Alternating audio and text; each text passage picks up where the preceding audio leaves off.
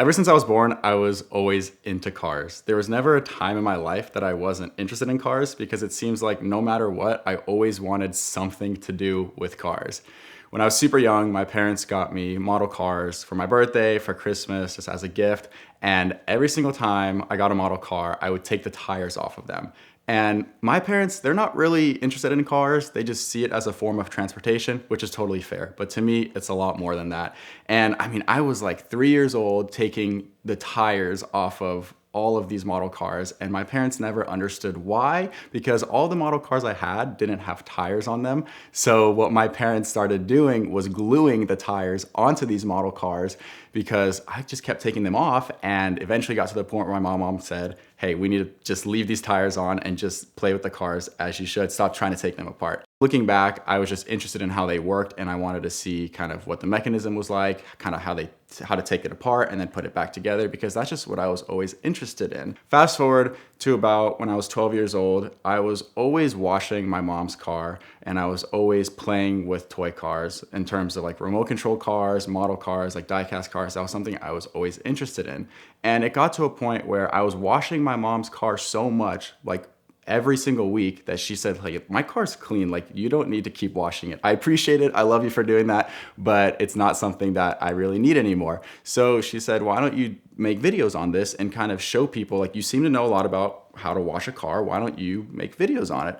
So I was super passionate about remote control cars at the time and how to take care of cars. So I was making videos on all the upgrades I would make for these remote control cars, because there's so many things. I mean, you can change the axles, you can change control arms, you can change gear ratios, even put a muffler on, a gas-powered RC car. Fast forward a little bit, once I was old enough to drive a real car, I started making videos on the real cars, and I didn't have a cool car yet at the time. It was just my mom's Toyota Camry that I was making videos on, and it was simple stuff like how to wash it, how to clay bar it, how to restore headlights, because my mom was always trying to push me to make videos, and at the time I was super against it, because I was like, just genuinely at the time, I thought no one's really gonna care about this, right? Like, shouldn't everyone know how to wash a car, right? You just throw some soap into a bucket and wash it down. So eventually I got to a point where I said, look, I don't really have the money to buy a cool car. My parents don't necessarily have like a cool sporty car. I want to do something where I can start filming videos on cooler cars. So I started asking around people in my town and my friends, hey, like, do you have a cool car that I could film a video with? So this was at the time where I was actually just got my license, was old enough now to drive a real car. Still didn't really know manual, but my friends, a lot of them had manual cars, so I started doing car reviews. And car reviews was a short thing for me. I really enjoyed making these cinematic, high-end quality car reviews, and it was a lot of fun. I was getting to do videos with other people's cars, and at the time, I didn't really know how to drive manual, but I was just trying to make it look like I could on the video so I could actually drive the car for the video and give my 2 cents on it. It was really fun. I just really enjoyed the cars and wanted to make videos on them. And now fast forward a little bit after that, I got my first car, which was a 2018 Toyota 86, and that car means absolutely everything to me. I know it's a slow car. I know it really, to a lot of people, isn't the coolest thing in the world, but to me, that car will forever be my favorite car in the world, because the way I got that car was actually from car detailing. So my mom said, hey, you've been washing my car for so long, you need to start washing other people's cars, because my car's so clean, there's no point in washing it. So I was detailing other people's cars in my neighborhood while also creating YouTube videos. And the YouTube videos at the time weren't really funding too much. I mean, I think my first paycheck from YouTube was like 30 cents for the month,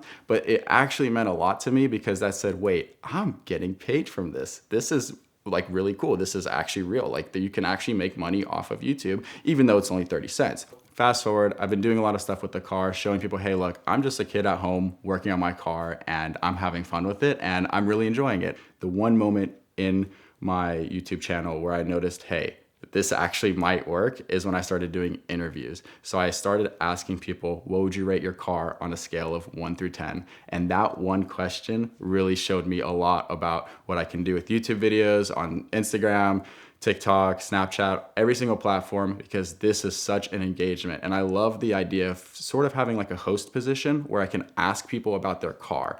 And what was really interesting to me about the question, what do you rate your car on a scale of 1 through 10, wasn't actually that I'm getting a number out of you, right? You can tell me 1 through 10, you say your car's a 7, that's cool, but what does that really mean? And what I really found that was interesting was the story behind those answers. So a lot of times I can ask someone such a simple question, it's like, what do you rate your car on a scale of 1 through 10? And they can start telling me, hey, like this is the first car that, my dad had, and now I'm a little older, I was able to get the same car that my dad had, or even this is the car that my family's always had and now it's mine. There's a lot of cool stories that you can hear. So for a lot of people, my 8.6, to a lot of people, an 8.6 is a fairly average lower end sports car. That car can be a 5 to a lot of people, but to me, a car like that's always going to be a 10 because that's the car that I've always wanted to have, and it's the car that I've worked for and was actually able to get, and that just means a lot to me. What's so interesting about these questions is while I'm asking the same question every single time to people asking the same question, I'm getting such different responses. Now, sometimes people will answer the question with just a number, which is cool, but also sometimes I get to hear the coolest stories, and that just means the world to me because I love the idea of asking people a question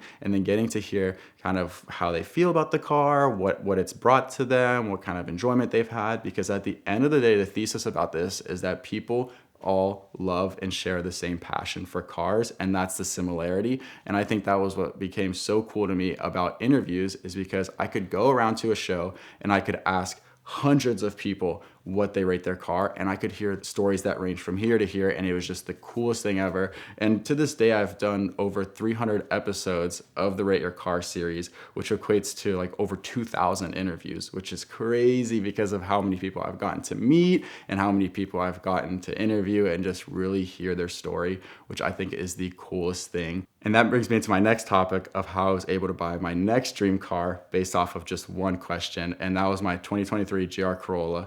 And I've had a lot of friends over the years that really pushed me to make these videos, and I will never ever say that, oh, like I worked for all of this, this is all me, because it genuinely is probably a very small portion of it is actually me. I actually give it to most of my friends and my family that have guided me through the way and have showed me, hey, this is what you can do with this, and just getting advice from other people I think was super important. So when I was doing these videos, I always wanted to buy this GR Corolla, and I wanted to do rally content on the car. And one of the coolest things to me was that I had some friends, Captain Crankshaft, they do a very cool YouTube channel where they had a 996 that they turned into a Go Safari rally car, and I thought it was the coolest thing ever. So I said, well, I now need to get a rally car. Now the GR Corolla to me is a rally car, but it's more of like a street version of one. It's not a full-on race car. You can't put it into a rally race event. It's obviously not going to be spec'd for that, but it's the closest thing in my opinion right now that for a hot hatch you can get that is essentially the closest thing to a rally car. So then I started doing videos with the Rally Corolla, and now it's sort of putting me into this new direction of content where I'm starting to phase out of the interviews and I'm doing videos where I'm just sharing the love that I have for cars. Because the coolest thing to me about the GR Corolla was that, like I said, it's a rally car, and I'm able to go drive this car and use it for what it's meant for, which is driving it off-road. And I've also been doing a little bit of drifting with the GR Corolla, which is really weird because it's an all-wheel drive car, but it somehow is really good at that. Well, I wouldn't want to say good, but it's really fun. And that's all that matters, right? I'm nowhere near a rally car driver or anything like that. I just think it was really cool to say, hey, like I have this fun car, I want to go play with it and enjoy it. So now the next direction I've been going with my content is to say, hey, look, if you have a fun car or you just have any car in general, you need to drive it. A lot of people leave their cars in the garage, they throw PPF on it, and then they don't even drive it ever. But I think, hey, look, if you have a cool car, you should use it, enjoy it, because that's all that matters with these cars. As long as you're having fun and you're using them, I think it's the best thing ever. So over the years, I've learned a lot, I've connected with a lot of people, and it's genuinely just been a great experience to create content, because that was always the plan. I ended up going to college and I graduated from college, but I, no matter what, said, hey, like I want to do videos. Like that was plan A, that was all I ever wanted. So I'm very fortunate, I'm very blessed, and feel super appreciative of all the friends that have come along the way, and also the family that's supported me through this process, because genuinely, like I love cars, and that's the biggest thing to me here is that, hey, like I love cars, I can film videos on them, and it's just been a great experience. Right now, we've got the greatest offer we've ever had from Avalon King. Their AS9 DIY ceramic coating is now just $59.99. That's $20 off. And for the first 100 people today to click the link in the description below, they're gonna get a free bottle of the Armor Shield Light, a $34.99 value included. Now, what we love about this is that it has the same hydrophobic properties that we love about the ceramic coating, but it's so much easier to work with and use whenever you need just a spot or whatever cleaning up, like you would a quick detail in the Armor Shield Light. And if your car is already coated, this will sort of energize and rejuvenate the coating to make it perform even better. So check them out now at the link in the description below to get yours today.